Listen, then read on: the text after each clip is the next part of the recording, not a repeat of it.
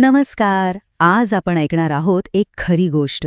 आरोग्य विभागाच्या वतीने सादर होत असलेली ही एक यशोगाथा आहे. एका सामान्य दिवसाची ही गोष्ट आहे, जो एका आरोग्य सेविकेच्या धाडसामुळे आणि तिच्या ज्ञानामुळे एका तरुणाच्या आयुष्यातला सर्वात महत्त्वाचा दिवस ठरला.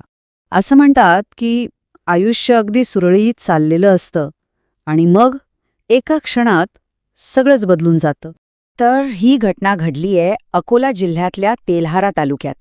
गाव आहे दहिगाव अवताडे आणि दिवस होता 10 डिसेंबर 2025. विचार करा, एक साधंसं गाव, गावातलं नेहमीचं वातावरण आणि त्यातूनच एक ट्रॅक्टर निघाला होता कापसानी भरलेला. सगळं काही नेहमीसारखं होतं. पण म्हणतात ना, नियतीच्या मनात काहीतरी वेगळंच होतं. अचानक त्या शांततेला एका मोठ्या धोक्याने छेद दिला. रस्त्यात आडवी आली एक जिवंत विजेची तार आणि त्या तारेचा स्पर्श झाला ट्रॅक्टरवर काम करणाऱ्या एका 22 वर्षांच्या तरुणाला. अजर मोहम्मद अजर. विजेचा इतका मोठा झटका बसला की तो जागीच बेशुद्ध होऊन खाली कोसळला. आता विचार करा, काय परिस्थिती असेल तिथे. एकच गोंधळ, भीती, काय करावं हे कोणालाच सुचत नव्हतं. प्रत्येक क्षण महत्वाचा होता, पण मदत करणारं कोण? आणि त्याच गोंधळात मदतीचा आवाज पोचला एका देवदूताच्या कानावर. जवळच्याच आरोग्य उपकेंद्रात काम करणाऱ्या आरोग्य सेविका रुपाली तुपणे. त्यांनी तो आरडाओरडा ऐकला आणि एक क्षणही न थांबता त्या थेट घटनास्थळाकडे धावल्या. तिथे पोचल्यावर त्यांच्या एक गोष्ट लक्षात आली आणि ती खूपच गंभीर होती. लोक मदत तर करत होते, पण त्यांची पद्धत ती पूर्णपणे चुकीची होती. खरं तर त्या चुकीच्या मदतीने अजरचा जीव आणखी धोक्यात येऊ शकला असता. रुपाली यांनी अजिबात वेळ घालवला नाही. त्यांनी लगेचच सूत्र आपल्या हातात घेतली. पहिल्यांदा त्यांनी अझरची स्थिती तपासली आणि मग योग्य पद्धतीने CPR द्यायला सुरुवात केली. त्यांचे ते काही मिनिटांचे प्रयत्न, ते फक्त प्रयत्न नव्हते, ते एका जीवाला वाचवण्यासाठी दिलेला लढा होता.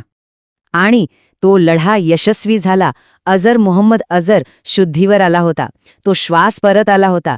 एक जीव वाचला होता. अर्थात काम इथेच संपलं नव्हतं. त्याला लगेचच हिवरखेडच्या प्राथमिक आरोग्य केंद्रात नेण्यात आलं. तिथे डॉक्टरांनी त्याच्यावर उपचार केले आणि त्याची प्रकृती स्थिर झाली. आता तो धोक्याच्या बाहेर होता.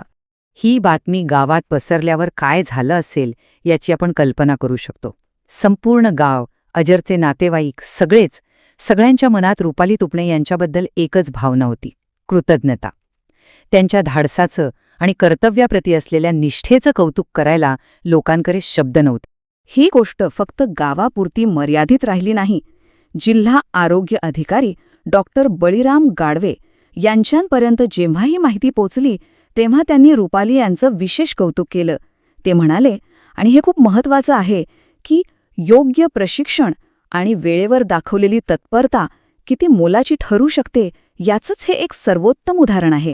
म्हणजे बघा, ही फक्त एका तरुणाचा जीव वाचवण्याची घटना नाहीये.